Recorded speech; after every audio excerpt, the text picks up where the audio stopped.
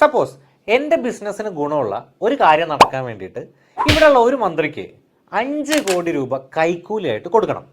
അപ്പം ഞാൻ ആലോചിച്ചു, ഈ 5 കോടി ബാങ്ക് വഴി കൊടുത്താൽ ഞാൻ ഇൻകം ടാക്സ് ഫയൽ ചെയ്യുമ്പോൾ 5 കോടിയെ ഒരു എക്സ്പെൻസ് ആയിട്ട് എനിക്ക് ക്ലെയിം ചെയ്യാൻ പറ്റും.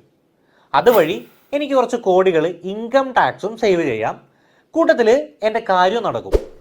അപ്പം ഞാൻ ഈ മന്ത്രിയെ ഈ ഒരു ആവശ്യം കൂടെ അറിയിച്ചു. മന്ത്രി അപ്പോൾ പറഞ്ഞു, അങ്ങനെയാണെങ്കിൽ എൻ്റെ മകളുടെ പേരിൽ ഒരു സോഫ്റ്റ്വെയർ കമ്പനി ഉണ്ട്, അപ്പോൾ അതിലേക്ക് ഈ 5 കോടി രൂപ കൺസൾട്ടൻസി ഫീസായിട്ട് അയച്ചോളൂ. പകരം ഒരു കൺസൾട്ടൻസി സർവീസ് തരുന്ന പോലെ മകളുടെ സോഫ്റ്റ്വെയർ കമ്പനിയുടെ കണക്കുകളിൽ നമുക്ക് കാണിക്കാം. ഭാവിയിൽ വല്ല ചെക്കിങ്ങും വന്നാൽ പിടിക്കപ്പെടാതിരിക്കാൻ വേണ്ടിയിട്ട് സപ്പോർട്ടിംഗ് ഡോക്യുമെൻറ്റുകളും ഇതുപോലത്തെ ഡീലുകളിൽ ക്രിയേറ്റ് ചെയ്ത് വെക്കാറുണ്ട്. ഇമെയിലുകൾ ഉണ്ടാവും, ഇൻവോയ്സസ് ഉണ്ടാവും, മീറ്റിങ്ങിൻ്റെ മിനിറ്റ്സ് ഉണ്ടാവും. അങ്ങനെ കുറേ കാര്യങ്ങൾ ഇവരുടെ ടാക്സ് പ്ലാനേഴ്സ് പ്രിപ്പയർ ചെയ്ത് വെക്കും. അങ്ങനെ അവസാനം ഈ ഇല്ലീഗൽ വരുമാനത്തിന് ഒരു വൈറ്റ് മണിയുടെ കളർ വരും. ഞാൻ ഈ പറഞ്ഞ മെത്തേഡ് പണ്ട് കാലം തൊട്ടേ ഈ രാജ്യത്ത് നടക്കുന്ന ഒരു കാര്യമാണ്. കെമഫ്ലാജിങ് ഇൻകം എന്നാണ് ഇതിനെ നിയമത്തിൽ പറയാറുള്ളത്. ഇല്ലീഗലായി ഏൺ ചെയ്യുന്ന പണത്തെ സോഴ്സ് ഉള്ള ഒരു ഇൻകം ആയിട്ട് ഇൻകം ടാക്സ് റിട്ടേൺസിൽ ഡിക്ലെയർ ചെയ്യും. ഇതിലൂടെ 2 ഗുണങ്ങളുണ്ട്. ഒന്ന്, കൈക്കൂലി വാങ്ങിയ ആളുടെ ബ്ലാക്ക് മണി ഒരു വൈറ്റ് മണി ആയിട്ട് മാറും.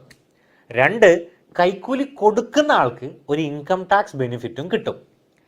Just for